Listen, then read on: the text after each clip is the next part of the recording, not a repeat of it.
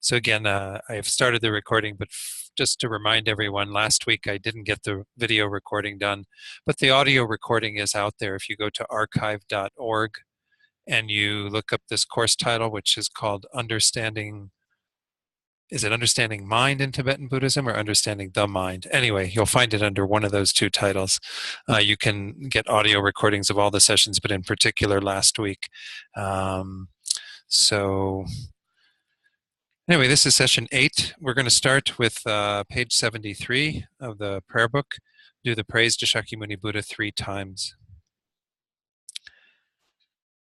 To the founder, the endowed, transcendent destroyer, the one gone beyond, the foe destroyer, the completely perfected, fully awakened being, perfect in knowledge and in good conduct, Sugata, knower of the world, supreme guide of human beings to be tamed, teacher of gods and human beings, to you, the completely and fully awakened one, the endowed transcendent destroyer, the glorious conqueror, the subduer from the Shakya clan, I prostrate, make offerings, and go for refuge.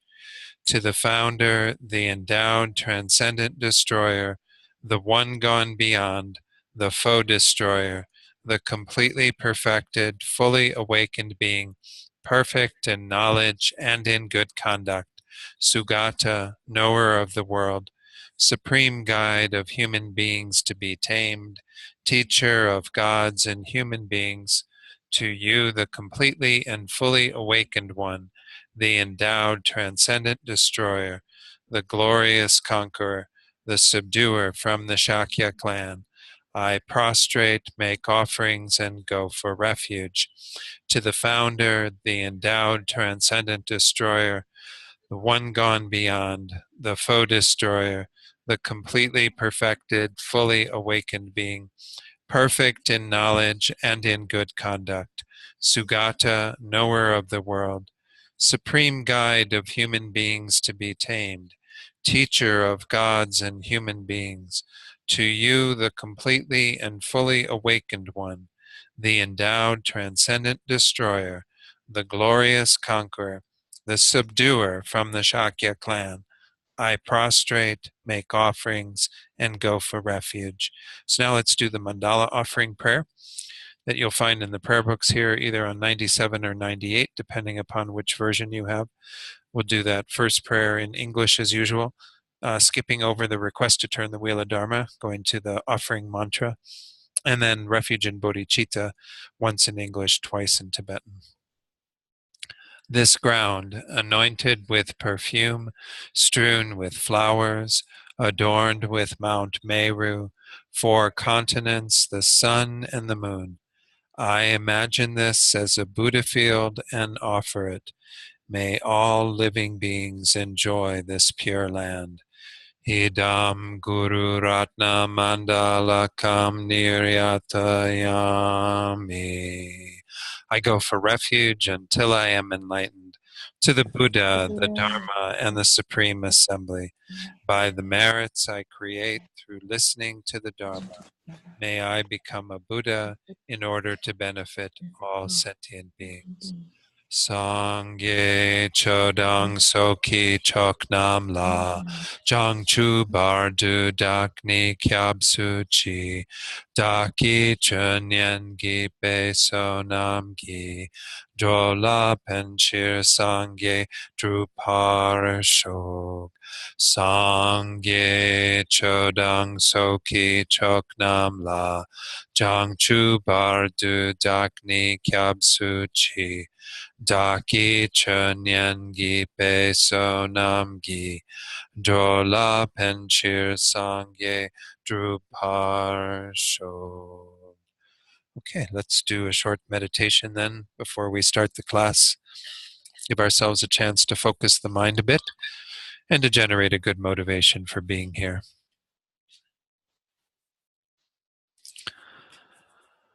Okay, so just find a good meditation posture and do a meditation on the breath for the next few minutes. I'm sure all of you have a technique that you use or are aware of this, point at the tip of the nose that you can focus on if you wish, where the air passes in and out of the nostrils. Just focusing on the breath, trying to keep your awareness there as best as you can. But when the mind wanders, then to be vigilant, notice that and return to the breath, restoring your mindfulness of the breath. So I'll ring the chime and we'll do this in silence for just a few minutes, and then I'll lead you in a short reflection to set our motivation for tonight's session.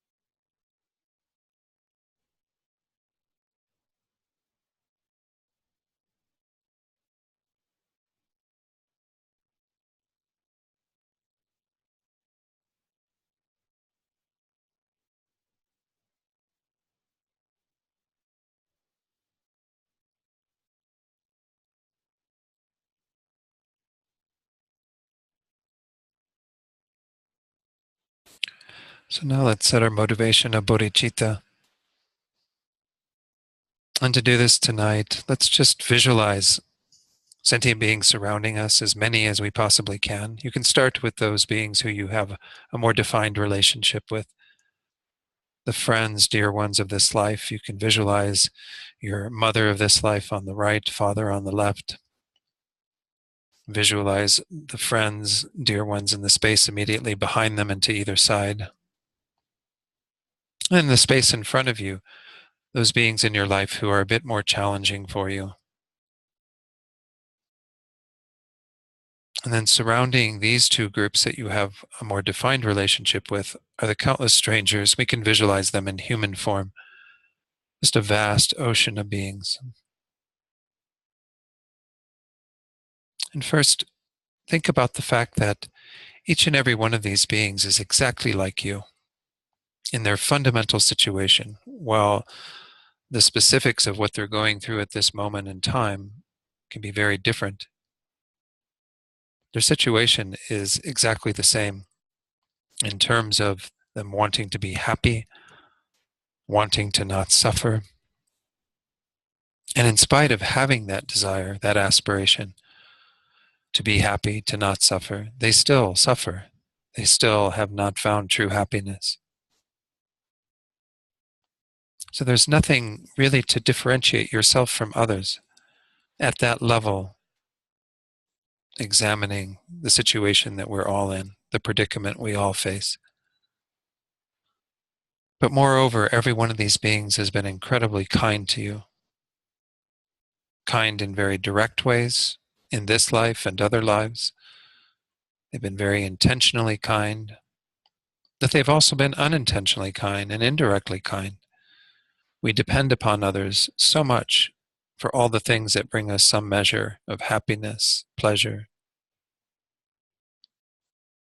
And moreover, we depend upon all of these beings if we are ever to attain a good rebirth, because we need them as a support for our practice of morality, and so on.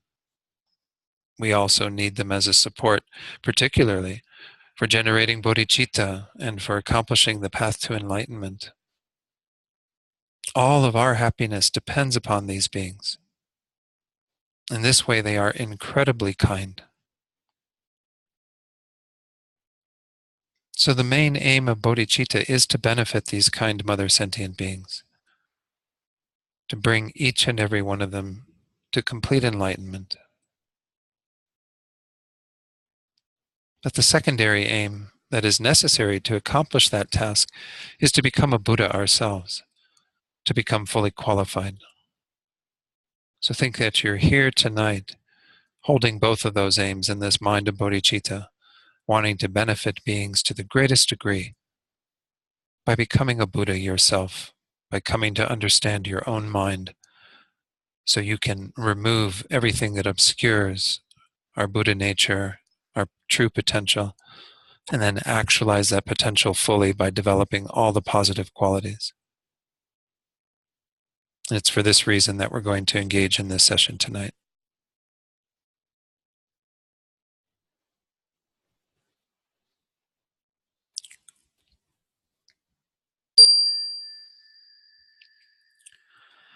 Okay, so we are working our way through the mental factors. Again, there are 51 mental factors in this presentation. The text that we're using by Geshe Gyaltsen has these divided into 6 groups. The first group we went through and completed the last time, which was the group that's called the omnipresent or always present mental factors. And so we got up to page 25 and we just briefly introduced the next group. That's going to be another set of 5. And we're going to begin by kind of taking a look at this whole category. There's not a lot on this category that's spelled out in the text. So in page 25, it just simply introduces these. So I'm going to go ahead and go to some slides, and we'll take a look at this, some information from Geshe Rabten, as well as a few other folks in terms of these. So I'm hoping that everyone at home can see this. I'm pretty sure that they can. Let's go on to the list. Again, these are called object ascertaining because they perform the function of ascertaining their particular objects. So we're going to look a little bit more about what that means. Why are we calling them object ascertaining in more detail? But these 5, aspiration, belief, mindfulness, meditative stabilization, and wisdom, many of these terms we know, right, from our Buddhist practice. And so we'll be taking a look at them as they apply in this category. But we do see that this is a slightly different functional category. It's looking at things that are kind of cognitive processes, if you will, that we have when we're ascertaining or determining an object. Sometimes these are called object determining mental factors. So Geshe Rabten says, and he gives different names to these again. He starts off the same with aspiration, but then he calls belief appreciation, which is actually kind of an interesting word to call that one. When we get to that, we'll examine that idea. Recollection is his term for mindfulness. Concentration is his term for meditative stabilization that we're going to use. And intelligence is what he uses for wisdom. These are said to be the mental factors that ascertain their objects because they perform the function of ascertaining their particular objects by means of distinguishing specific characteristics of the objective field. So what does that mean? Let's take a look at everything he says and then talk about it a little bit. For example, aspiration, the first one that we're going to look at of these 5, ascertains that which is desirable within the objective field.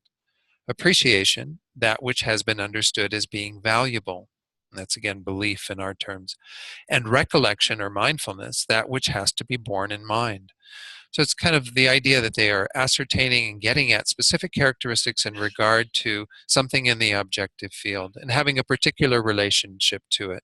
So if they see something which is desirable within the objective field, then aspiration is what's ascertaining that and wanting to acquire that, wanting to to gain that. Appreciation is understanding that which is seen as valuable. Recollection is keeping that valuable thing in mind then. So we can see even in regard to this that there's great application in terms of our spiritual practice, but we also see that these can also be operative when we have deluded states of mind, where we are aspiring towards that which is we see as a source of pleasure that isn't really ideally a source of pleasure, and we uh, have a belief or appreciation in it being valuable in that way, and we become obsessed with it in terms of our mindfulness and so on. So Geshe Rapton then says, when the mind is actively engaged in a task, be it wholesome or unwholesome, as I was just saying, all of these mental factors are constantly at work, giving direction, coherence, and meaning to the train of our thought and behavior. So this is his way of approaching this, is talking about it in terms of that when we are involved in a particular task or a particular behavior in regard to something that is in our objective field, then they're constantly at work doing what they need to do to kind of flesh out that whole experience. So again, they can be positive or negative, wholesome or unwholesome. Let's look at a few more things here from a couple of other teachers. I've had a couple of quotes, I think, now from Venerable George Chernoff. This is the oral commentary that he gave on this text. Um, he knows Tibetan much better than I do, and he says, Yul means object, nge is to ascertain. There are different translations of yonge nga. Nga means five. John Donne translates it as the five mental states for a determined object. This is why sometimes object determining is used. Now, determined object is kind of an interesting term. If you study part one of this course, where we looked at understanding the mind, we divided into two parts. The first part we didn't teach here yet, or we taught it at a different time, but we didn't teach it in conjunction with this. The first part is Buddhist epistemology, and we kind of look at how the mind knows. And determined object is actually used in the context of a conceptual mind. So a conceptual mind determines its object by virtue of, again, conceptual minds, as I mentioned earlier in the course, always know things through the medium of a generic image or a meaning generality. So if I ask you to think about the color purple, I mean, there's a lot of different purples, right? We're all going to have a different purple. There's some purples in the room, right, that we could bring to mind. But if you think about the color purple, you are not actually thinking of the color purple. You are thinking of the mental image of purple. Or if I ask you to think about the sound of a tuba, I think we all know the sound of a tuba. So you can bring that to mind, right? And that's not actually the sound of a tuba that's appearing to you. It's the generic image of a tuba, the meaning generality of a tuba, of the sound of a tuba is a better way to put it. So a determined object is the object that is being gotten at through our conceptual process. And so this idea about this is kind of interesting, because Venerable George does say in his commentary that these five are only present, according to the higher schools at least, with our mental consciousness in a cognitive conceptual process. It seems like, again, I mean, they would be present, I would think, when we're having direct mental consciousness, but they're not present in our sense consciousnesses. So we don't talk about the mindfulness that's present with our eye consciousness or our ear consciousness or the belief or aspiration. These are all things that do have a bit of a conceptual context to them. So even when we get to meditative stabilization or concentration, which is also one of these five, you can focus on something that is a sense object. If you wish, you can focus on a sound or a visual form or what have you. But technically, that is not meditative stabilization. Meditative stabilization is always with an imputed object, always with an object of our mental consciousness, of our conception. So it's kind of interesting that is a translation for these. John Donne translating them as the five mental states for a determined object being something that is definitely involved with our conceptual mind. So the difference between the five we looked at earlier is that those are present with all consciousnesses, sense consciousnesses, mental consciousnesses that are conceptual or direct, whereas these five seem to be, from at least the Mahayana perspective, the higher schools, only present when we have a mental consciousness operative that is knowing or ascertaining an object, determining an object. John Donne, he says, pointed out in a note that according to the Sanskrit, object ascertaining is not correct because they don't actually ascertain the object, but they are present whenever an object is ascertained. And then he goes on to say, which is more or less the same, but I don't know. Maybe it is semantics to say whether they're ascertaining the object or whether they're present when an object is ascertained. But if a mental consciousness is getting at its object, if I'm asking you to, again, think about the sound of a tuba, you're getting at that object through your conceptual process. You're not hearing the sound of a tuba. Nobody's in the room with a tuba blowing into it, making that noise, all right? So you are getting at your object, you're ascertaining it, and we can say all of these are present to some degree when you are doing that. Now, again, it's not going to be present to the degree that we would ideally like them to be in our spiritual practice, for example, where these can become very powerful tools for us. But nonetheless, they would seem to be there in some way as you ascertain or comprehend, get at that object. Let me skip over to Geshe Tashi. I've got a few more slides to share on this because I thought it was interesting what he says about the 5 object determining mental factors. He says if the first group, the ones that we looked at first, the ever present, is like the engine of the mind, this group is what really shapes the mind's experience. These mental factors ascertain the object of the main mind, taking the clay of raw sense data and molding it into the finished sculpture. How close the ascertained object is to reality depends on how deluded or enlightened the ascertaining mind is. So it's once more to say that the ascertaining mind can still be askew. It can still be not saying things correctly. We're not saying ascertain means to get at in a correct way. It just means you're getting at it. You're getting at it, and you could have ignorance present with that as well, which is a mental factor we're going to see much later. We can definitely have other things that influence what is going on in that process of ascertainment. But the kind of being able to get at the main object and to form it into something that becomes a part of our experience is what these factors are doing. He continues a few pages later. He says the always present mental factors are present whether we are focused or not. The object ascertaining mental factors, in contrast, are not.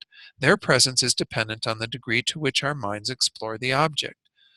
So we can have all the other ones present, the first 5 we talked about, whenever we're just in general going about the world. But when we actually engage in something, when we actually get at something, then these 5 will be present.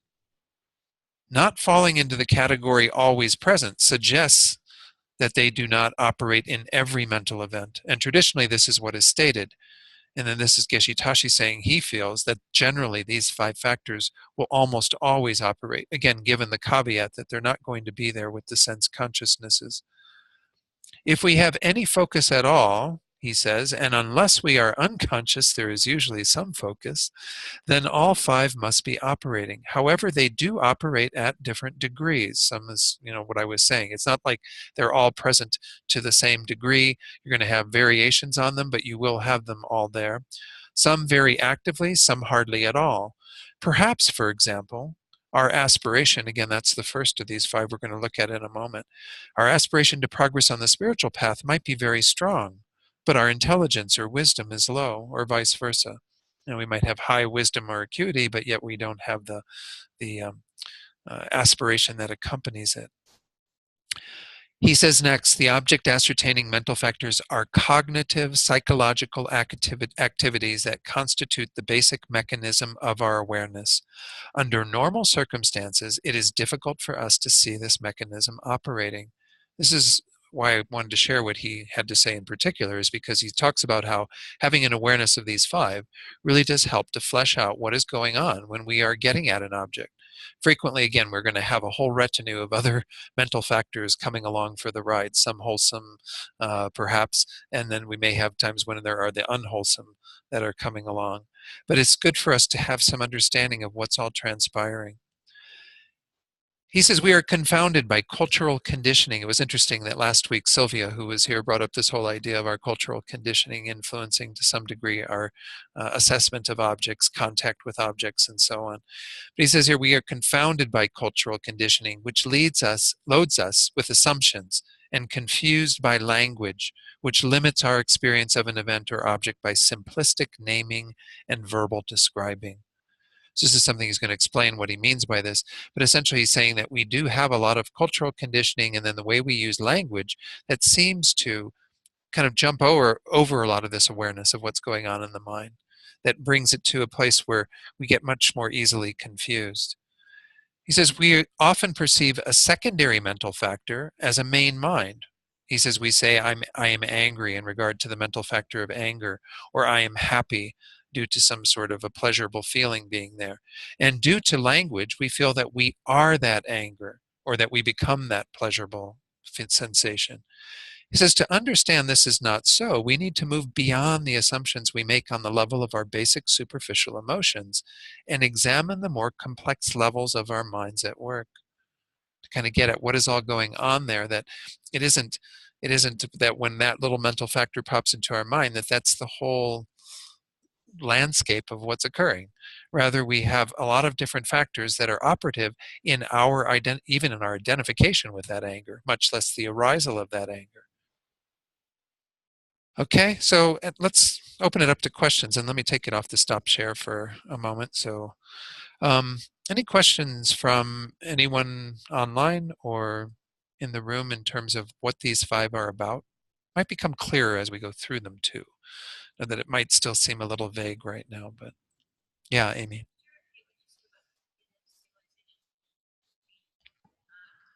Oh, the object of it. Yeah, so when we get to meditative stabilization, Amy's question was, could I repeat what was said there in regard to the object? It actually says that it is in relation to an imputed object, meaning not the way we talk about imputation in prasangika, but meaning mentally contrived, mentally generated. Now, again, that I always had the question, I think I even have it written in my notes here, but we still would have meditative stabilization present as a factor when we're having a direct realization of emptiness, for example, which is the goal in a lot of our spiritual practice, is to have that realization at that level. So we can't say meditative stabilization is absent at that point, but it was an imputed object that we worked with until it became a directly known object. But nonetheless, when we develop our meditative stabilization, this is why, once more, I've mentioned this, I think, in other classes. When you work with the breath as your object of meditation, which we did just tonight before we started, right? You are technically working with a sensation. You're not working with a mental object. You're working with the sensation of the air wherever you're focusing on the breath, even as it comes in and out of the body or on the lower abdomen or whatever you're doing. They do say, and I think this is in Alan Wallace's book called The Attention Revolution, that I think it's at the fourth mental abiding that that somehow, even if you're working with something that is a physical sensation or some other physical object that is not a mental image, it translates into that. You can't go any further in your development of meditative stabilization until you use a mental image of that, which they say appears to the mind in different ways. Yeah, Bob. Mm.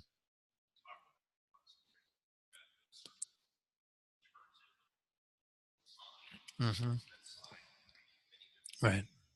Right. Right. Yeah. Yeah. Bob was sharing from his experience in reading some of the Theravadan texts, this same idea that at some point it translates into what they call a sign or something that again is not appearing to the sense consciousness any longer. It's appearing to the mental consciousness, to our conceptual awareness. So again, in our tradition, we certainly don't discourage people from using the breath, but we are, one of the main objects that's used to encourage people to generate their meditative stabilization is an image of the Buddha that you bring to mind. So you can you can look at things that are physical objects like a statue or a tanka or what have you, but then when you bring it to mind, it becomes a mental image. It's no longer you staring at a statue or staring at a tanka. It's rather you bringing it to mind in your mental awareness and then using that as something to stabilize the mind on.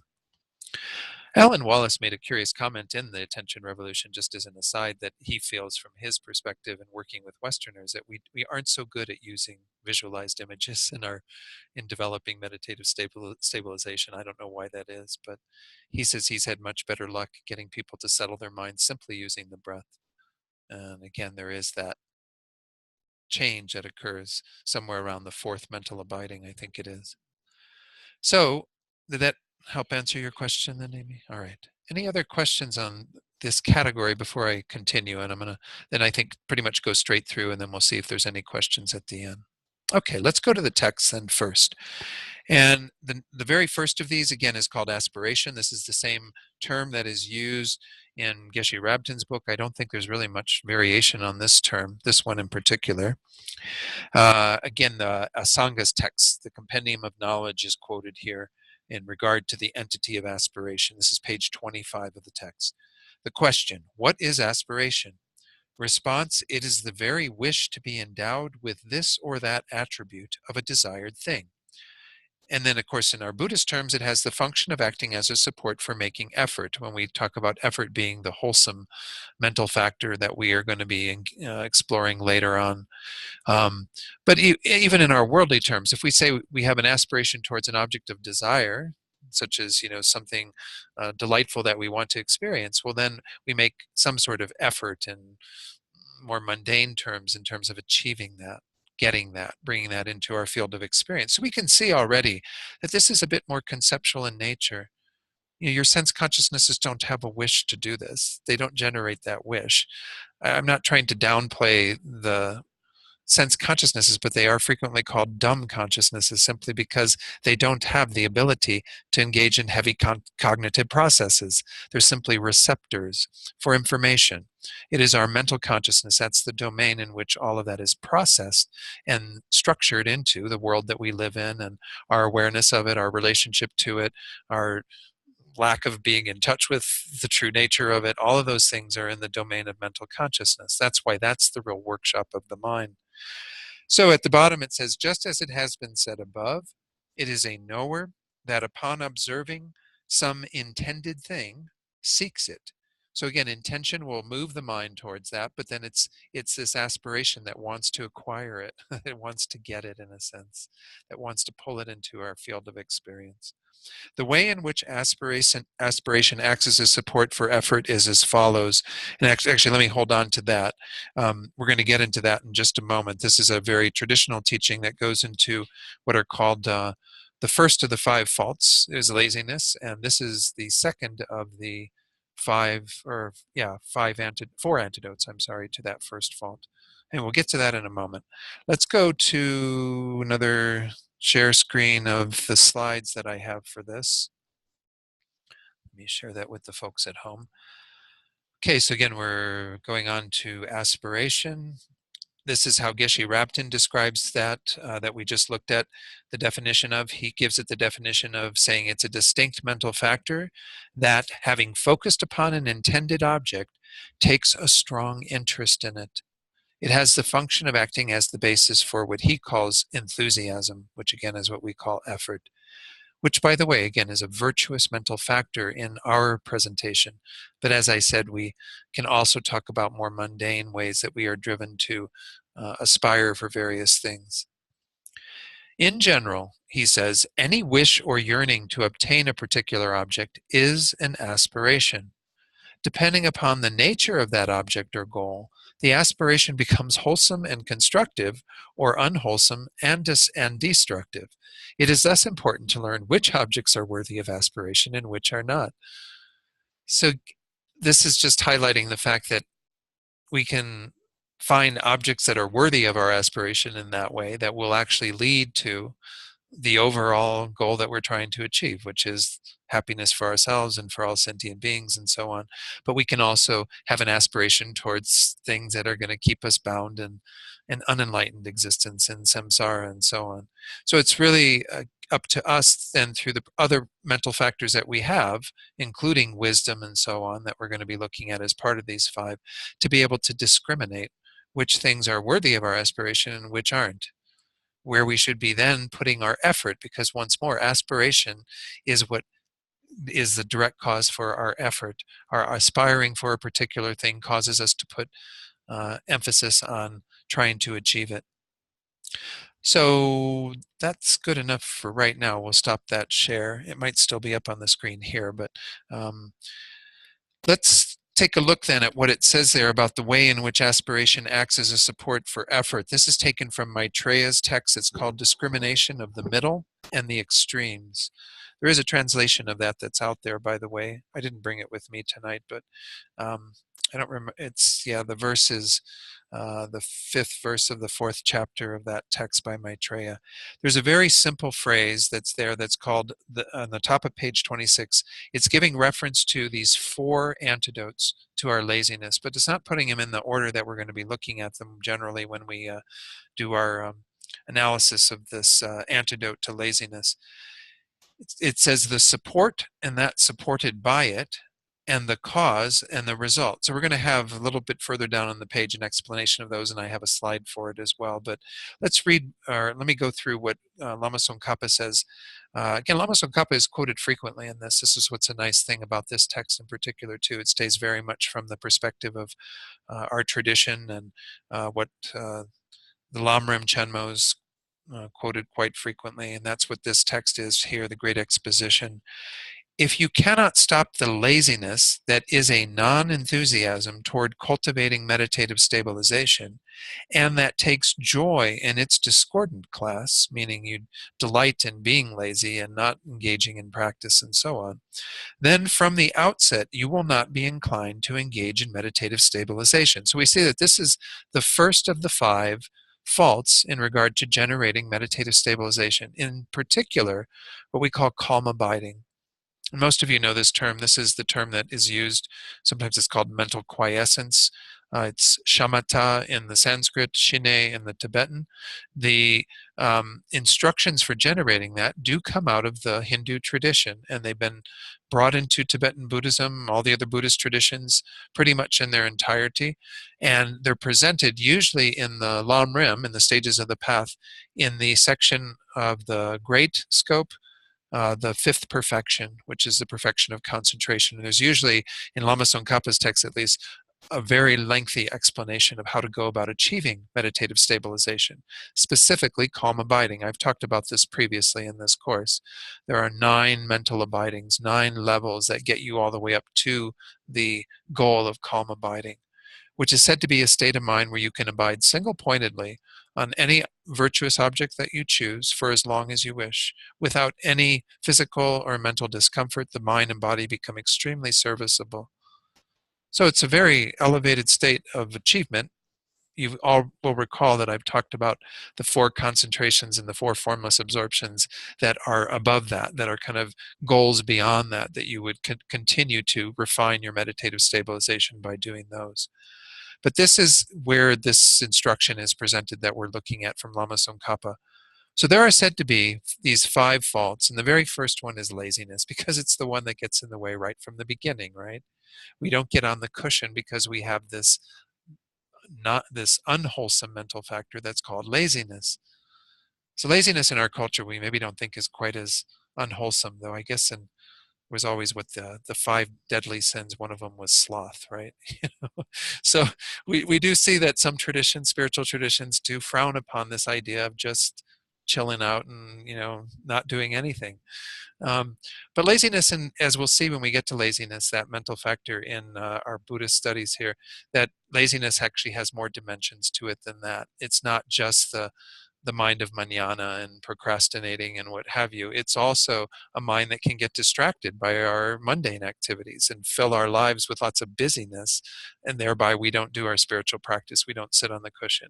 Or it can also be a third flavor, which is where we become disheartened, where we actually have a mind of self-discouragement and think that we can't achieve it. I always joke that Venerable Rabina says it's like somebody who says, oh, I tried meditating once and it didn't work for me. So if you meditate once, that is not the measure of whether you can achieve this level of meditative stabilization. It takes repeated and even much more intensive practice to be able to achieve that state. So the very first of these, and actually let me go ahead and put well, yeah, I'll put that on the screen now because it is, I think most of you are familiar with this. I'll skip over this next slide that is that verse, And let me show this little chart that gives the full presentation of what are called the 5 faults and the 8 antidotes to developing calm abiding. Most of you are familiar with these from having studied this before. But this very first one, laziness, you'll see our good old mental factor of aspiration is right there as second. And these are said to be somewhat sequential. Where does aspiration come from, particularly our virtuous aspiration to wanting to achieve meditative stabilization? It comes from faith, which we haven't looked at as a mental factor. It's a virtuous mental factor as well. And it is a mental factor that is about seeing an object that we have that level of conviction in, that we are actually convinced that this is something that will be of benefit and that we can achieve, and so on. So if you have a strong foundation of faith in meditation, then you will aspire to achieve it. And if you have strong aspiration to achieve it, then you will put effort into it. And if you develop the effort and continue to apply that effort, you will eventually achieve what's called pliancy. And pliancy is also a mental factor that's virtuous, that is referring to the mental state that you have when you attain that calm abiding, that is this serviceability of mind. So it is interesting to say that, these are the 4 that are antidotes to laziness. You don't fully overcome laziness then until you have pliancy, which is kind of it's I guess somewhat heartening, I suppose. Maybe it's disheartening in other ways, that you still have some measure of laziness that could potentially be there until you get to that level. But I would say again that the grosser forms of our laziness are going to die away fairly quickly as we start putting more effort, dependent upon an aspiration, which is dependent once more upon our faith in this. This is why we study, and this is why it's laid out in Lama Tsongkhapa's text, all the techniques for generating this, is so that you gain a knowledge of that, so you have some faith and some conviction that it's possible to attain that. Because it's all spelled out for you, what you need to do, how you need to focus, what sort of objects you should take to focus on, what will happen at the various levels as you go through these 9 mental abidings. So again, we won't be getting to that in the Wednesday night class when Geshe-la returns for some time, because he's still, I don't know exactly where he's at, but he's still towards the beginning of the text, and this is taught much later, again in the Great Scope, the 3rd level of the Lamrim, and on the 5th, after it actually usually they present the 5th and the 6th perfections, then they go on to examine the 5th in great detail, and then the 6th in great detail, concentration and wisdom. So know that this is something you can certainly find some teachings on if you're curious about or want to improve your own understanding, develop deeper faith and conviction in your ability to attain that. So we'll come back to talking about aspiration in a moment. Let me go through the remaining ones that are here. Forgetting the instruction, well, this is a fault that comes in almost from the beginning too, because when you sit down to meditate, what it means in forgetting the instruction doesn't mean that you're actually forgetting the instructions about what all to do. It's your instruction particularly to stay with the object. So if you sit down to meditate and you're meditating on the breath, well, it's not too long before you've forgotten the breath, or you're suddenly thinking about your grocery list or something that somebody said to you the other day that you still can't get out of your mind, or, whatever the case might be, or the dog that's barking, 2 doors down or whatever. So mindfulness is the mental factor we're going to be seeing in these 5 as well. Again, it was called recollection in Geshe Rabtin's presentation. Mindfulness is the factor that needs to be there to keep your for non-forgetfulness, not forgetting the instruction. The 3rd one, non-identification of these 2 things called laxity and excitement. Laxity and excitement are the 2 forces, in a sense, that keep us from being settled on the object. One of the powerful things that we want to achieve in developing meditative stabilization is stability, this factor of stability. Well, these are the 2 that sort of take you off the object to some degree, especially just the excitement. Laxity tends to diminish the other factor that we're trying to achieve in our meditative stabilization, which is clarity. You want a mind that is very stable and that is very clear and focused in that way.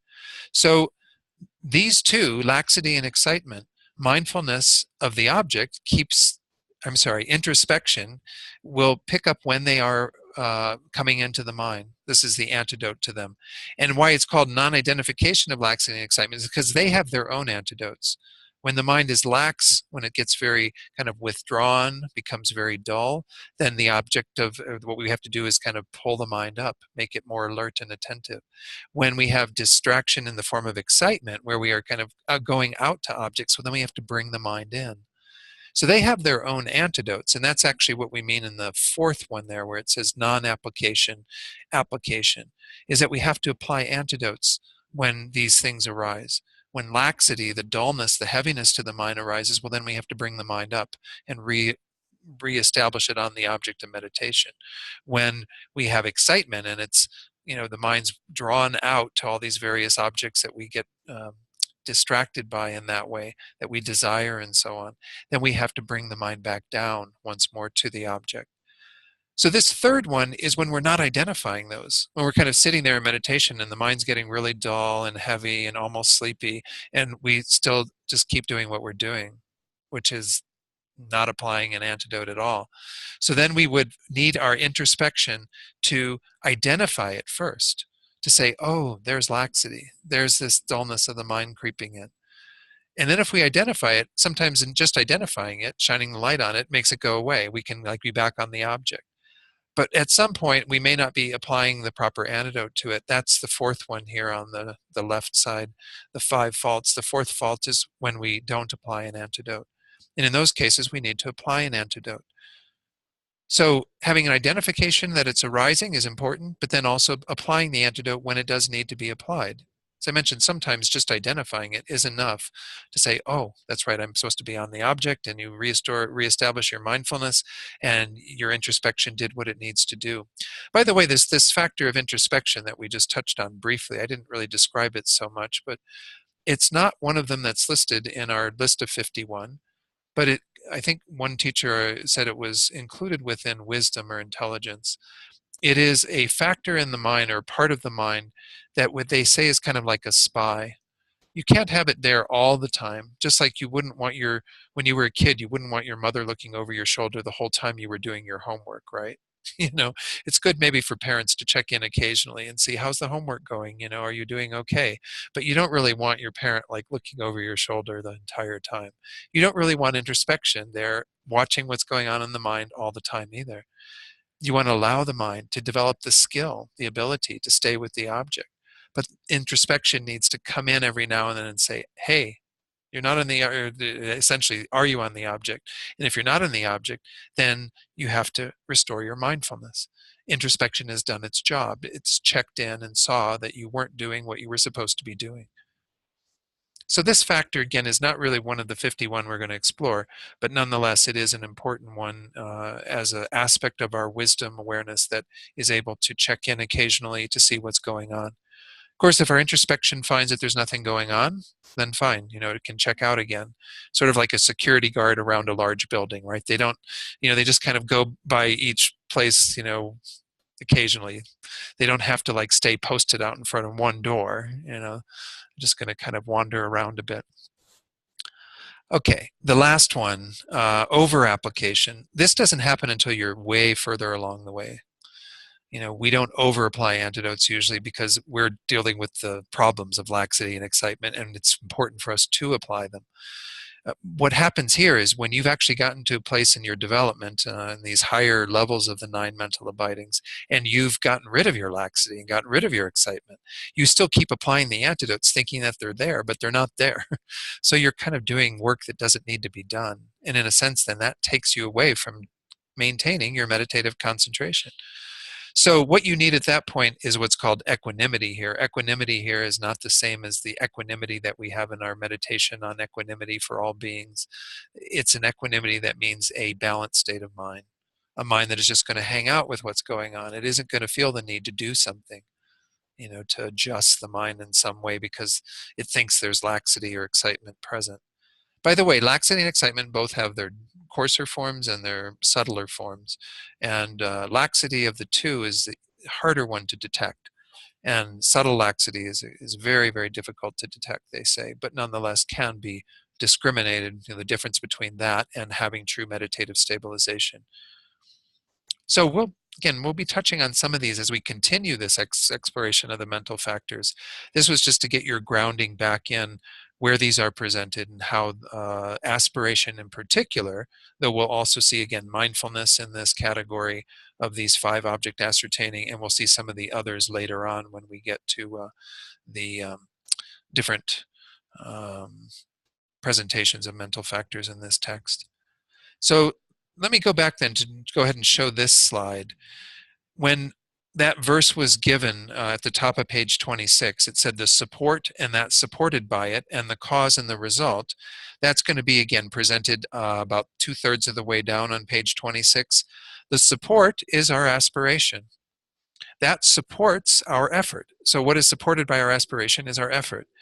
The cause, meaning kind of where it all starts, is faith. So we have to have faith, which gives rise to aspiration, which becomes a support for our effort. And then the final result, the fourth of these antidotes to that first fault of laziness, is pliancy.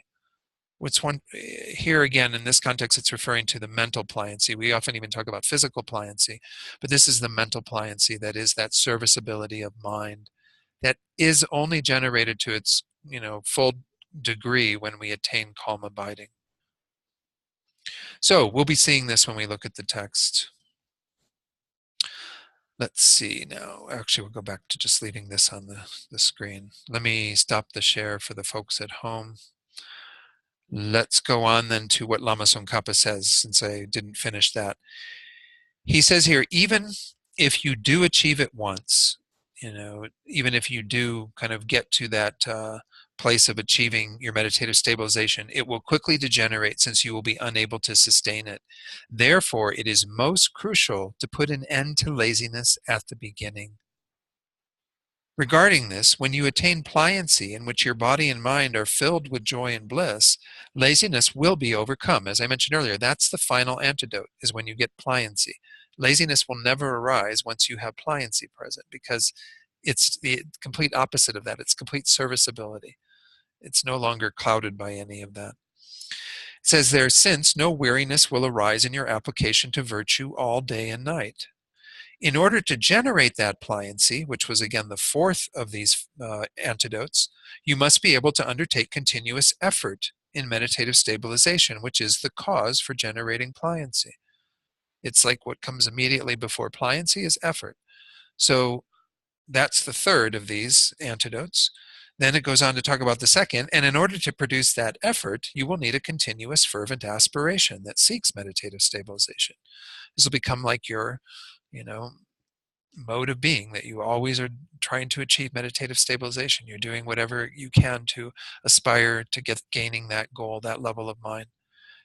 And of course, it's because you see the benefits which prompted you to have faith in that. As it says there, as a cause for that aspiration, you must have the stable faith of captivation due to having seen the excellent qualities of meditative stabilization. As was said here, if we go to the end result of pliancy, it was already stated that you will be able to have an application to virtue all day and night.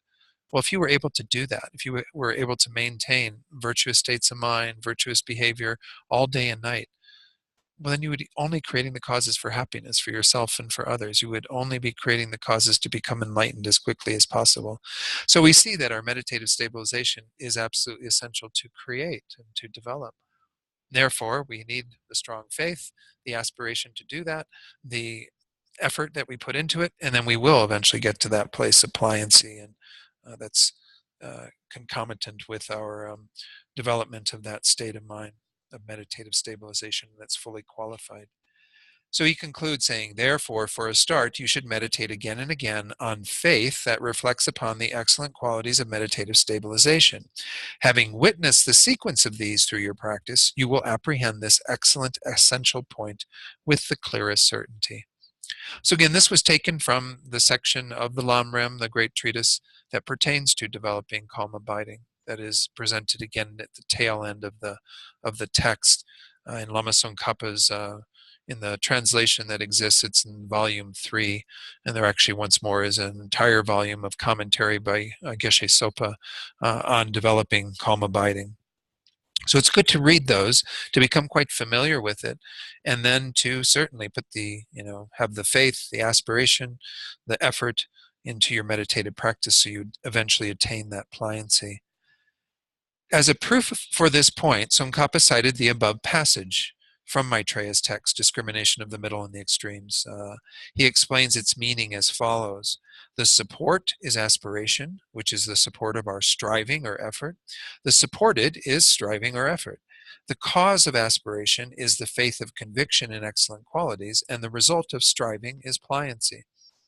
So again, that was just an explanation of how those fit. It's not like they're 1, 2, 3, 4, but rather 2 and 3 as the support and the supported, and then 1 and 4 as the cause and the result. Because the cause is the first thing that begins the whole process. It gets us to aspire, that becomes the support for our effort, that eventually results in the pliancy. So then he goes on to say, carefully reflecting upon these modes is an especially important essential point of practice, just as the foremost omniscient Tsongkhapa has said. If you turn your mind inwards and carefully contemplate these modes in which the path has been taught by the great trailblazers to be definite in sequence, without leaving them as mere words, you will gain certainty regarding these modes. Does anyone know who the great trailblazers are? Is it like Lewis and Clark or something? No, that's different trail, different blazing. These are sometimes called the two charioteers. It's Nagarjuna and Asanga, who are said to be, when we talk about the Mahayana schools, again, those some of you in the room have studied tenets. In the tenets presentation, we say there are two Hinayana schools, meaning that they teach and propound tenets that are primarily based on the corpus of teachings that the Hinayana practitioners, adopt, and they don't, although they teach a path to Buddhahood, they don't emphasize it quite as much. But those tenet systems are the Vaibhashika and the Sautrantika. And then in the Mahayana tenet systems, you have what's come to be known as a Chittamatra, or mind only, and middle way, Madhyamaka, which is what we practice in the Tibetan Buddhist tradition, is the middle way school. So Asanga was the trailblazer for the mind-only school, the Chittamatrans. And then Nagarjuna is said to be the trailblazer for the middle way. Now, the Buddha taught all of these systems, these 4 systems.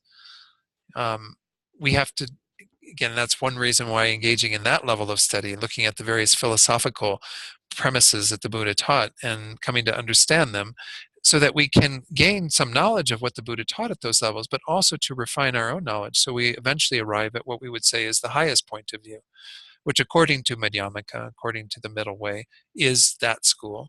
And in particular, what's called the Prasangika, the consequent school, which is a sub-school of the middle way. So again, I'm not going to go into a lot of detail on that, but just know that what Nagarjuna essentially was doing was expounding upon what the Buddha taught that has come to be known as middle way, which was a whole corpus of teachings that are primarily in the Perfection of Wisdom Sutras. Many of you have heard of these, the Prajnaparamita Sutras. Whereas what Asanga was doing was expounding upon other sutras, Sutra Unraveling the Thought, and all these others that did give a view of what's come to be known as mind only or Chittamatra. We have to examine once more ourselves to see which one is teaching really the final view of the Buddha. And I won't get into all the details of those tonight, but we will be touching on the middle way point of view in particular as we go through this course. Maybe not so much on mind only, but so anyway, these 2 great trailblazers, it's not just to say their point of views should be examined, but even the instructions that they gave. Because Asanga, for example, gave great instruction on achieving meditative stabilization and so on. Nagarjuna, I don't know all of his texts, but he certainly did expound greatly on the perfection of wisdom. But so we can't, again, we need to examine these, not leave them as mere words, and then gain great certainty regarding, what has been taught. That this is the path that will lead to the attainment of not just our own liberation, but complete enlightenment. He says, however, if you are keen merely on the words and understand the texts of the great trailblazers to be simply some extraneous doctrine or a branch of debate, it's just some like philosophical inquiry or something, then you will toss them away when it comes to practice. And Venerable George actually pointed out in his commentary how this is actually a pretty common mistake, and even happens in the monasteries where these monks will study for 25, 30 years, all these great philosophical texts, and they'll come out and then they'll ask finish with their program, they get their Geshe degree or whatever, and it's still not clear to them that, oh, well, okay, I learned all that, but what do I practice? that is what you practice. What you learn is what you practice. I mean, they're indispensable one for the other. You need to have good learning and knowledge in order to practice, and it's only what you learn that you practice. That is really the key point. Actually, when I first went off to the master's program to study, my teacher there, Geshe Jampa Gyatso, very kindly used the analogy that's sometimes used of if you were to try to practice, meditate, and so on without good study, it'd be like trying to climb a rock face with your fist closed, which I can't even imagine. I'm not a rock climber by any means, but but how would you climb when you can't grab on anything? And so you're kind of being able to know where you're going and grab and be able to make your way up the mountain is comparable to what it means to really study, to investigate the teachings deeply, not to make it a mere philosophical exercise, but to actually then use it in your progress on the path. So again, this is the point that's being made here, is that these aren't two things. You don't study the Lam Rim and all the other things, supporting texts of the philosophical texts that are behind the Lam Rim simply so that you can have that knowledge. You do that so that's what you want to practice. That is the practice. As Lama Zopa says, Lam Rim is the meditation, is the real meditation. So we don't study these things simply so we can talk about them, great, fluidity. We can just rattle things off left and right, the 5 this, the 7 that, the 10 this, the 8 that, whatever. It's so that we can actually embody those in our lives, in our minds. So he says, so there will be no way to gain certainty about these methods, let alone generating the excellent paths that please the conquerors in your continuum. You will not even have the good fortune of having the object that is to be understood dawn to your mind. So it's like we're never going to gain realizations if we don't, again, wholeheartedly engage in both. Your study is a really key part of it. I mean, I'm not in any way saying anything negative about traditions that maybe don't do quite as much study. This is a perspective from Tsongkhapa and the masters of this tradition that the two are actually very essential. To practice without study would be pointless, but to study without practice is more pointless in a sense because we don't actually do anything with the teachings. They have to be united. What we're studying is what we want to practice. What we're practicing is based on what we're studying. And I know in this tradition there's an awful lot to study.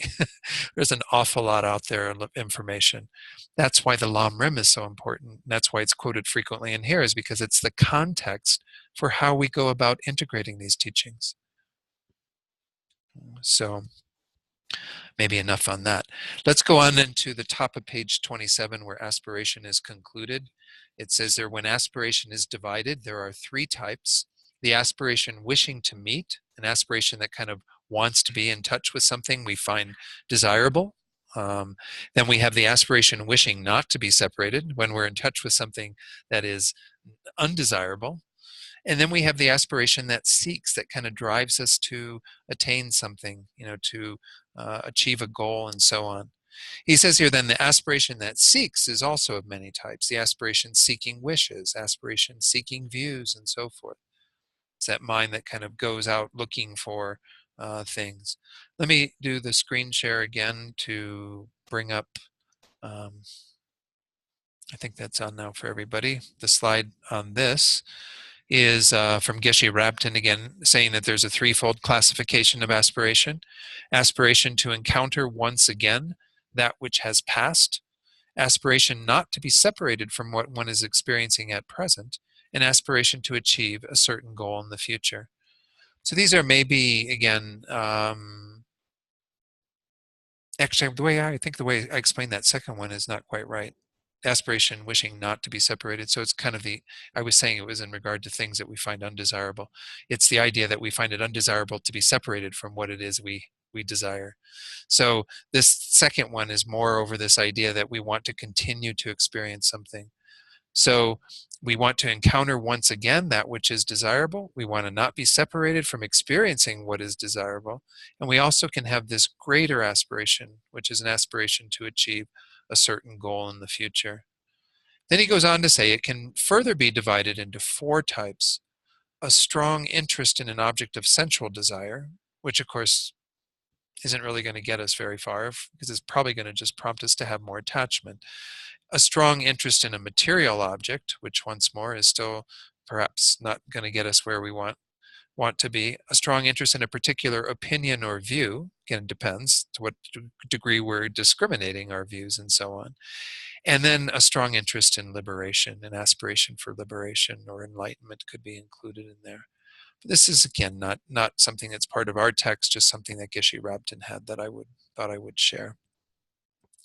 So we can see that there are a variety of aspirations, and aspirations are usually going to come with some type of an accompanying thought, because as was mentioned, this is something that we are putting into our minds that causes us to go after something, to seek something, to try to obtain something, acquire something. So we can have it in very ordinary ways in our lives, but we can also have it in extraordinary ways in terms of our spiritual practice. Let me go on to belief. I think I've got time to maybe get through belief tonight at least as well. There's not much for that. And then maybe open it up to questions and I can continue if there aren't any questions. Belief is often called appreciation. I mentioned that earlier. That's the term Geshe Rabten uses. Then another term that could be used that I think John Donne, again, who Venerable George quoted, used the term inclination, but he didn't felt like that really worked for him. Anyway, we'll take a look at what this is. Belief is a little bit strong in some regard, but nonetheless, once more, we see there is a conceptual nature to this. So we're talking about something that we have an appreciation or belief in that is giving us a sense of its value. And the Compendium of Knowledge is quoted here. It says, "What is belief? It holds an ascertained thing to be just the way it has been ascertained.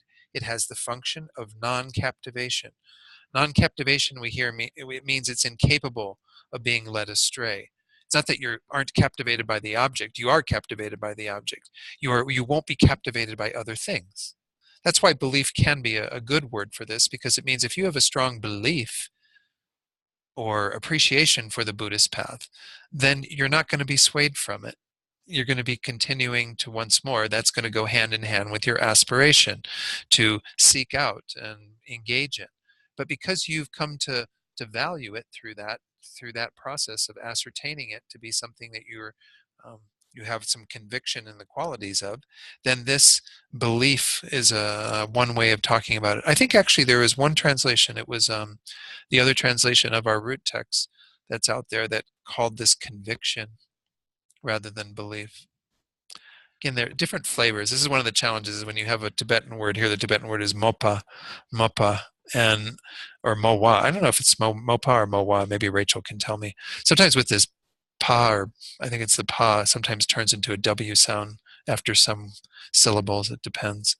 Anyway, this idea is going to be elaborated on and what's shared here. Let me read that first, and then I'll go to the slides. It says here, just as it has been said above, it is a knower which holds the object that has been ascertained by its valid cognition, thinking, it is just like this and not otherwise.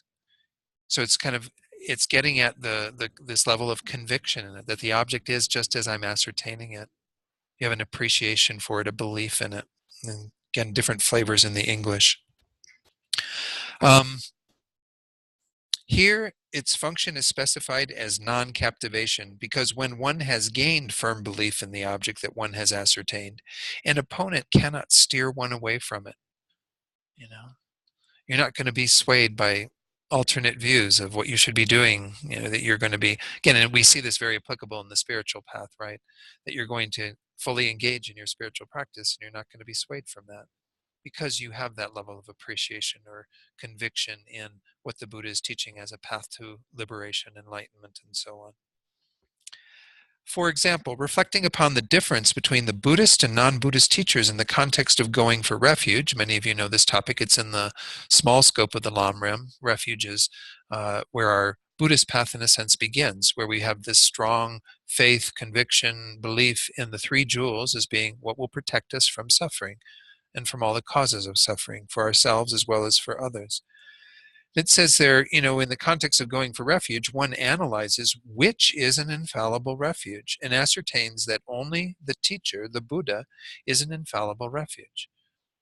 And by saying this once more, we're not saying that everything else is pointless and useless and all our spiritual traditions are, to be completely neglected. Rather, what we are saying is that for someone who is intent upon examining the quality of the Buddhist teachings and Buddha as the person who gave those teachings, we should come to that level of conviction where we think that there is infallibility in regard to these teachings. They will lead to the result that we seek.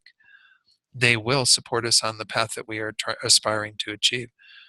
So, anyway, Rachel said here, have heard mostly Mopa, but not sure though. Okay, thank you, Rachel. Rachel knows Tibetan better than I do.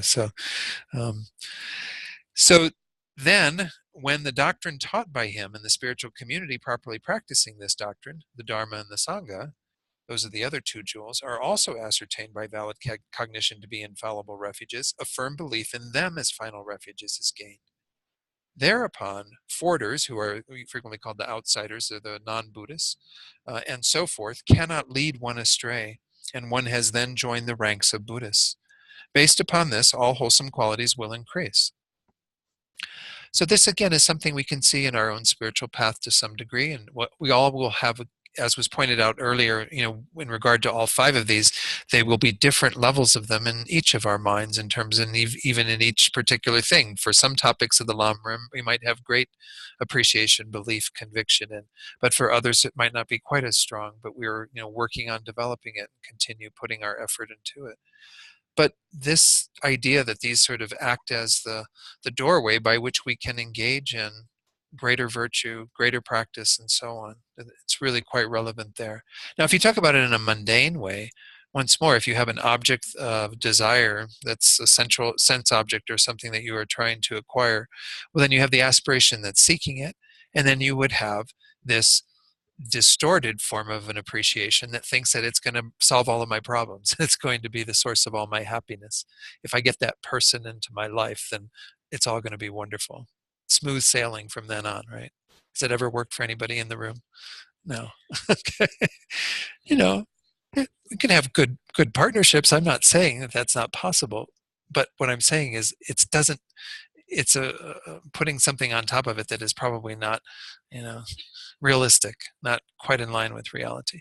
But appreciation is that view that we think that this is something really valuable for us to acquire, and of course then the aspiration goes along seeking it, and, brings it into our sphere of experience. So as it says there, furthermore, engaging in the bodhisattva deeds, this is Shantideva's text, stanzas, chapter 7, verse 40. The Muni has taught that belief is the root of all that belongs to the class of virtue, and the root of that is constant meditation on the fruitional results. On the idea that we will attain results from our practice through the law of karma, through our engaging in what the Buddha has taught. We will actually gain what we're seeking. But having that conviction, that belief, that appreciation is what leads us on the path of virtue. It in and of itself, though, as I was just pointing out, is not a virtuous mental factor. We're not to that category yet. I think it's the next one coming up is the virtuous mental factors. But it acts as a support for our virtuous pursuits, because appreciation, as I said, can be there in a wholesome way or in an unwholesome way. But when it's there in a wholesome way, it becomes a doorway by which we are able to engage in all of that. So that concludes it in the text. Let me go to the slides here once more, doing a share screen for everyone who's tuning in. On to belief or appreciation, as Geshe Rapton calls it. Appreciation is a distinct mental factor, and he divides it into two things. He says it A, stabilizes the apprehension of a previously ascertained object, and B, does not allow the mind to be distracted by anything else. It has the function of cherishing the object and securing the recollection of it, meaning that it will be maintained in mind. It will have a mindful awareness of it. So it stabilizes the apprehension, meaning however we were apprehending it, coming to know it, it makes it quite stable, something that we have ascertained previously. We're going to see this with regard to mindfulness in particular, the next one, that you cannot have some of these in regard to an object you haven't known previously, because you do have to kind of continually engage in some of these to develop these to a greater degree, to have them. So you might initially get at the object with some level of it, but it really is dependent upon having previously ascertained it. So if we use the Buddha as a reliable refuge, as the object here, it means it's stabilizing your apprehension of the Buddha as a reliable refuge based on your having ascertained that previously, having looked at that and analyzed that through your own investigation. And it doesn't allow the mind to be distracted by anything else. In other words, to be captivated. That's why non-captivation is the function. So this is how he divided it up, was in terms of these two, kind of what it does, or what the nature of it is, and what its function is, to be to have non-distraction or non-captivation. But then he goes on to say, yeah, it has the function of cherishing the object, which is, again, holding it dear, holding it valuable, securing the recollection of it. Appreciation of an object only follows after the object's qualities have been ascertained as being worthwhile or valuable, as I just mentioned. You have to have some previous ascertainment that that's based on. Whoops, did I somehow hit? Yeah, sorry. Once appreciated in this way, the mind will be far more inclined to pursue a certain form of behavior in order to either obtain the object or realize a goal embodied in or otherwise related to the object. So once we have that level of appreciation, belief, conviction, then it does cause us once more. It feeds into that whole process of pursuing it, obtaining the object, realizing the goals that we are after. Again, that can be in a unwholesome way, but it hopefully is more in a wholesome way in terms of what we're trying to do on our path. In the practice of Dharma, he goes on to say then, appreciation is an essential element for a meaningful state of faith and confidence. The stronger one's appreciation of the natures and characteristics of the Buddha, Dharma, and Sangha, for example, he uses the same example we just had in our text, the stronger will be one's faith in their infallibility, and the stronger one's motivation to realize one's spiritual goals. Okay, I don't know if I need to say much more about that slide. In fact, the Buddha himself, in the sutra requested by Sagaramati, has said that appreciation is the very root of all that is wholesome. That was actually what Shantideva was using as a source for what he said in our verse that we just cited from there. Now let me go on to what Geshe Repton says about types or forms of appreciation. He says there are limitless forms of appreciation since the objects appreciated by the limitless sentient beings are infinite. But in brief, we can talk about two kinds of appreciations, those that are mistaken and those that are realistic. So again, I pointed out earlier one that we might have more mistakes about, which is our appreciation or belief in certain objects of our sensual world that we can hold to fulfilling some of our deeper desires or what have you. And that appreciation is unfounded, it's mistaken, because we know that we've had every pleasure in samsaric existence. We've experienced them all, and we haven't really gotten where we'd like to be. We're still in a state of being unenlightened, being in samsara. And there are those that are realistic, which, again, is up to us to investigate. Just because I'm saying it, just because Geshe Rabden says it, just because our text says it, doesn't mean that it's the gospel truth. It means you have to investigate. Once more, why we have to go about our learning of who the three jewels are. Why do we need to have a conviction in them, having the ability to protect us from suffering? Of course, that's all based in understanding to a large degree the Dharma, which is one of the three jewels, and making sure that we really get what it is saying. The teachings on karma, the teachings on the path to enlightenment, and so on. So once more, this is just reiterating this idea that we can have either of these, appreciation or belief that is in a wholesome, realistic way, or we can have that is not so realistic, that is mistaken. All right. So let me, yeah, it's 8:04, still a little bit early, but let me open it up to questions. Yeah, Bob. Well, faith is a virtuous form of belief in a sense. I mean, I think that when we talk about our belief or appreciation for an object, Bob, by the way, I didn't say that to the folks online. Bob's question was, can you distinguish belief and faith? In this context, when we use these words, belief is going to be talking about this object ascertaining factor that is this appreciation for something that can be either virtuous or non-virtuous or neutral. But then we have faith, which is one of the 11 virtuous mental factors that we're going to be exploring, which does have three levels to it, three dimensions to it that are about increasing and strengthening our faith. But faith in Buddhism again, I'll get to it when I'll talk about it more when we get to it, but it's not really blind faith by any means. It's a faith that comes about through investigation. So I would say we would often have these in tandem. Our appreciation for something grows as we strengthen our faith, but we need the appreciation for it to cultivate a deeper faith and investigate the objects of our faith to a greater degree. So I would say that for our virtuous states of mind, that our faith, the appreciation is definitely going to be playing a key role and is going to be strengthened by the faith that we cultivate. So as your faith becomes greater, your appreciation becomes more and more stable and less capable of being captivated by other points of view, by other teachings, and so on. So I don't know that they're very similar in the English too. That's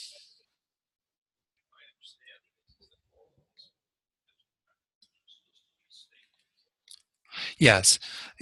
Bob's statement was that all 51 are meant to be distinct. Yes, and again, because when we get to faith, we'll take a look at it, because it's interesting. They do a little analysis in that section about faith versus liking. They don't even talk about appreciation or belief, but well, they do. And this is again one of the problems in the English language. We don't have such strong differentiations in that. If you talk to somebody about their beliefs and about their faith, it frequently means the same thing. But in this context, we're going to be defining them different in terms of the function, because once more, the function of appreciation is simply to cause us to hold that to be valuable, to increase the value of it. And it can be done in either of those contexts. Worldly things that we put all of this appreciation for and belief in and so on.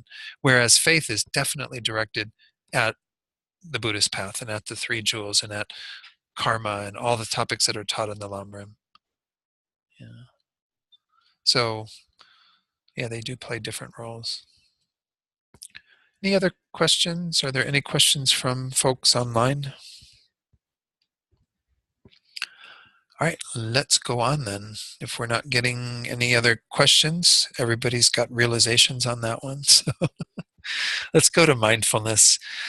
This is, of course, a big word in Buddhism, right? There's even Mindful Magazine now. I think it's been published for several years. Mindfulness is such a buzzword in our society. And so, I don't know, there's a lot of debate about the extent to which mindfulness should be taken into a more secular context, but nonetheless, there seems to be a lot of very, very good applications of mindfulness in terms of mindfulness-based stress reduction, a lot of use in PTSD and other things that if the Buddhist teachings can be used to relieve suffering, my feeling is always, why not? But mindfulness in this context is a little bit different from sometimes the way it is taught in some traditions.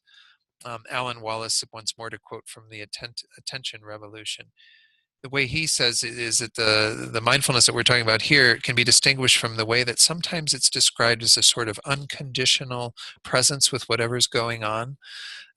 You might have that aspect to it, but we're talking about a much more active kind of component here. It is a factor that causes us to not forget things, that is actively involved in remembering things, therefore this mindful quality, keeping it in our mind. So it's not just, oh, I'm just going to hang out with whatever's going on. It's actually directing the mind to be quite attentive, not just attentive to, but holding on to, keeping in our awareness, something that we want to focus upon, something that we want to maintain an awareness of. So let's look at what is said here. It says, this is once more from Sangha's Compendium of Knowledge. What is mindfulness? Top of page 28. It is a non-forgetfulness, this is one aspect of it, of the mind. With respect to a familiar object, once more, it has to be something that we are familiar with, that we have some acquaintance with, and it has the function of non-distraction. It doesn't allow you to be forgetting it and going off somewhere else.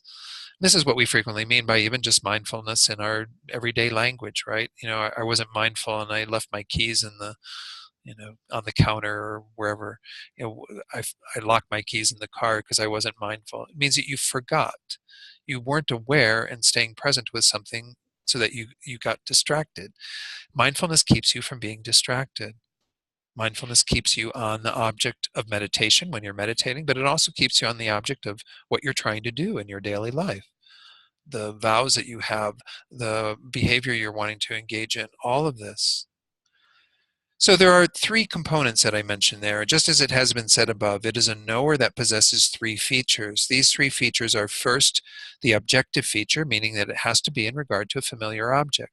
You can't be mindful of something that you haven't been acquainted with, that you don't have some awareness of from before. This is why, once more, it's more about objects that we have gotten at to some degree. I mean, you will have kind of a non-forgetfulness for the moment of something, but in order for it to be sustained, you do have to have something that you're quite familiar with, something that you've paid attention to over time. Subjective aspect feature, which is a non-forgetfulness upon having observed that object, meaning you are staying present with it.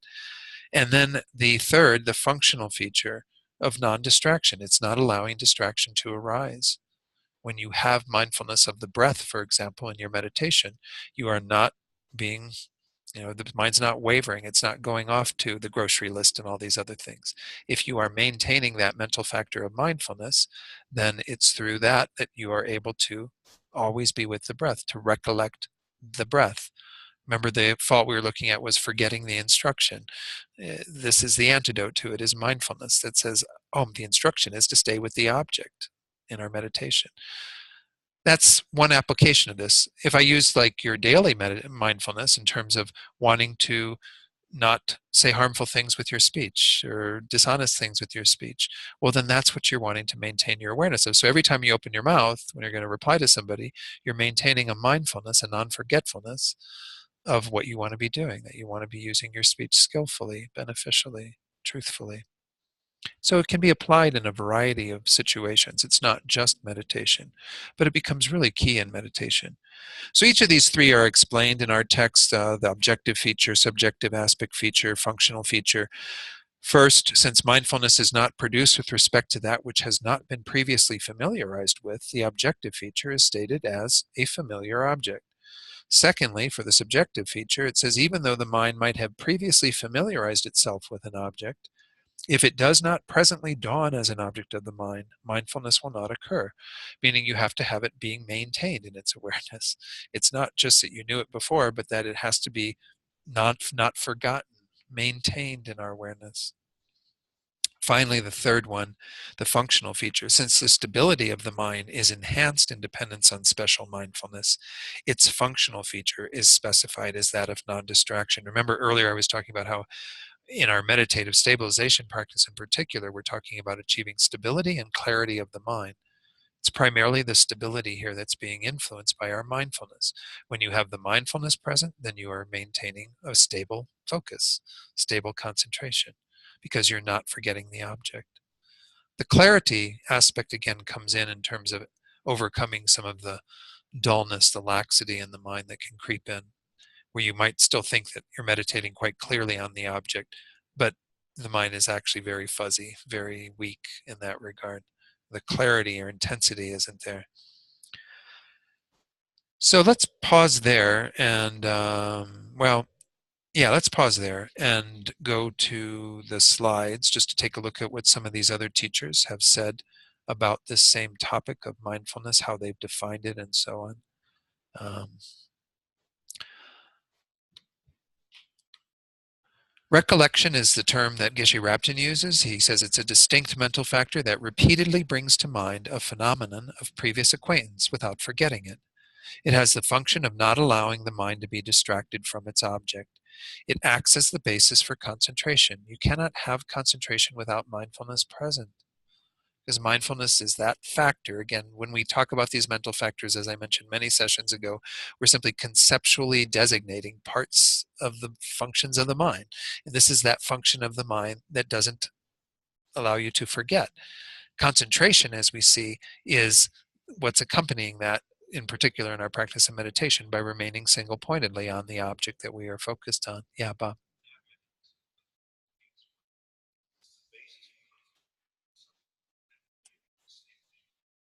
Right, right. Yeah, Bob's raising the point that we have to have an ability to distinguish these two, mindfulness and concentration, because they sound familiar in terms of our general language, but they do have separate functions. Because mindfulness is the non-forgetting, whereas this concentration is the staying single-pointedly focused on but you can see how they're always there in tandem. Just different ways of, again, isolating, mentally isolating through our conceptual thinking, what's all going on in our mental process. Recollection, he goes on to say, operates within a wide variety of activities. During single-pointed meditation, it is the factor responsible for constantly bringing the object to mind and holding it there. It's kind of that factor that doesn't allow you to waver from that, doesn't allow you to be distracted, keeps you present with it. That's why, again, this idea of presence is a big one in a lot of Buddhist traditions too, almost equating mindfulness with presence. And there's something to be said for that, but it's not, maybe, again, I think this approach to it just makes it much clearer about what it is doing functionally. Functionally, it is keeping you with it, not allowing distraction to arise, keeping you from forgetting the object. So it becomes a little bit more, I don't know, clearer in my mind rather than just saying presence. That's at least my feeling, but a lot of people like this word presence. Was it Jack Kornfield said once that they saw a sign in Las Vegas for a raffle and it said must be present to win, and he really liked that idea. Okay. Continuing with Geshe Rabten, he says, in the practice of moral discipline, it is compared to the watchman at the doorway of the mind who has the task of being constantly mindful of the various mental factors, in particular the afflictions that arise. So sometimes mindfulness or vigilance is another, well, actually, vigilance is maybe not quite the same. Vigilance is sometimes a translation for introspection. Mindfulness being the watchman, the watch person. This is a little tricky because, once more, you don't want to get it too much to be equated to that introspection, that other side of the mind that is just checking in occasionally. That's sort of like the security guard that I told you about. Security guard doesn't stay watching the whole time and just knows that has to check in occasionally to see what's going on. But this is more of this part of our mind that is making sure that we're constantly aware of something, constantly with something, once more, not forgetting it, particularly in regard to maintaining a mind that is not disturbed by the afflictions. This is, of course, its role in Buddhist practice. Yeah, Bob. Uh-huh. Yeah, yeah. Yeah, sure. Yeah.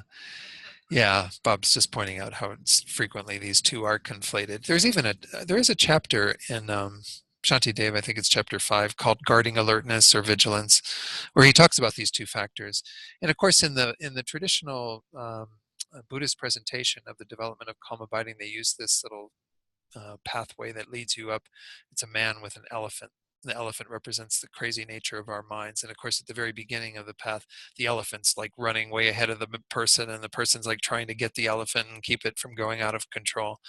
And they have two tools. They have a rope and a goad. I know it's not nice to think about what a goad is used for, but a goad, it's frequently is just put into the flesh of the animal to cause it's like the discipline, if you will, whereas the rope is used to hold it in place. And so these two do have a very different function. So they're not to be conflated, and nonetheless they can be by some of the terminology, particularly what's on the screen here in terms of this watchman at the doorway of the mind. Because even there's a wonderful little phrase from one of the Kadampa Geshes, Geshe Ben Kongyo, who says, standing at the door of the afflictions, holding the spear of the antidotes, other than this, I have no other job. It's sort of like the role of vigilance, in a sense, to be quite attentive to what's all going on from that point of view of looking over the shoulder, and whenever an affliction arises, to stop it. Whereas mindfulness, we can say, keeps the afflictions from arising by staying on the object of virtue that we want to practice. So they're both disallowing virtue or a non-virtue to arise, but they're doing it in very different ways. One is by identifying if we've lost our mindfulness, if the rope is slackened and the elephant's out of control, then the goad is needed to kind of check that. But we can keep non-virtuous states of mind. Tony's got it up on his screen here in the Gonfa, that wonderful graphic of the development of the 9 mental abidings up to calm abiding, and then adding special insight and so on. But, by maintaining the rope of mindfulness, by maintaining that awareness, we are also keeping the afflictions from arising. We are keeping our non-virtuous states from appearing in the mind. So they both play a role in that. They just have two different functions.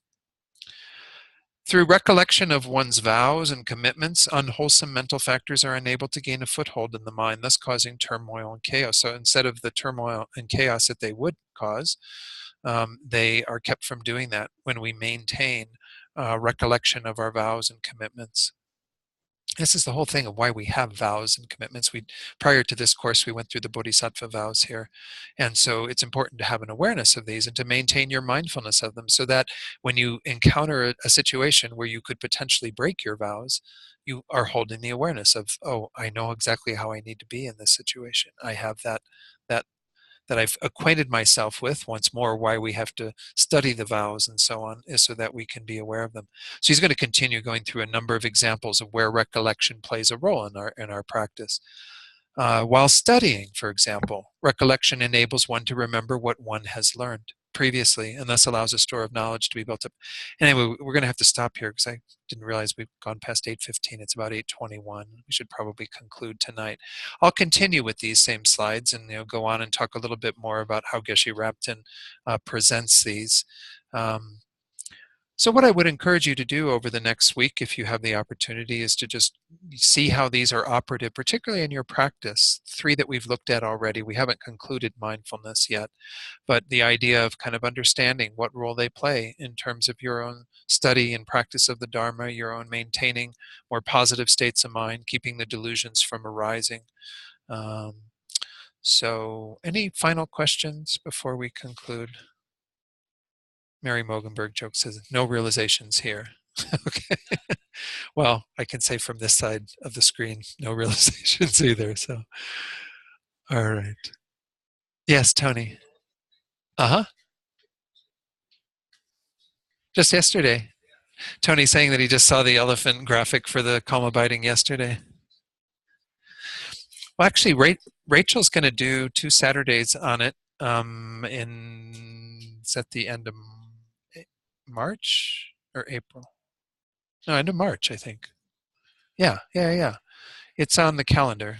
It'll be the last 2 Saturdays of April. I'm sorry, of March. Last 2 Saturdays of March, she's going because they're concluding the module on Lojong, transforming problems, and then they're going to be beginning the module on emptiness. And I suggested to her, I sometimes when I teach on emptiness, I like to talk about that teaching in particular because in the Lam Rim it is always there just before the more detailed teachings on emptiness, how to attain calm abiding. So I don't know if she'll go through the full graphic of the elephant and so on, but there are explanations of it that kind of point out what's going on as you progress through these 9 mental abidings. So great. Let's do a few prayers to conclude then tonight. Page 235 of the prayer book. We're going to do the first 2 prayers as usual, thinking that we're dedicating all this energy we've created, this positive energy, these seeds, all this merit for the attainment of enlightenment of ourselves, but we're really, again, only so that we can help all beings to attain enlightenment. So we're really dedicating for the enlightenment of all sentient beings. And then recalling bodhicitta and wishing for that mind to grow deeply in our own hearts and in the hearts of all beings. Due to the merits of these virtuous actions, may I quickly attain the state of a Guru Buddha and lead all living beings without exception into that enlightened state. May the supreme jewel bodhicitta that has not arisen arise and grow, and may that which has arisen not diminish but increase more and more. Page 244, we'll do the brief prayers for the long lives of His Holiness and Lama Zopa as we recite these. I think that we're creating the causes for all spiritual guides to have good health and long lives. In the land encircled by snow mountains, you are the source of all happiness and good. All powerful Chenrezig Tenzin Gyatso, please remain until samsara ends. You who uphold the subduer's moral way, who serve as the bountiful bearer of all, sustaining, preserving, and spreading Manjunath's victorious doctrine, who masterfully accomplish magnificent prayers honoring the 3 jewels. Savior of myself and others, your disciples, please live long. And then finally, make dedications for beings that you're holding in your heart right now. those who are dying or who have died. We can think in particular about John Craig, a member of our community who passed away a few weeks ago. But anyone else who is in that situation of being between lives, potentially going on to another rebirth, for them to have perfect conditions in their future rebirth. For all those who are dealing with other forms of suffering, illness, obstacles, and so on. Whoever it is we're holding in our heart, we dedicate for them right now. They may be free from suffering and find true peace and happiness. And may all beings find true happiness through our efforts here tonight. Okay, thank you all very much. And I did hit the record button this time, so everything is good to go. Thank you all. Thank you, everyone online.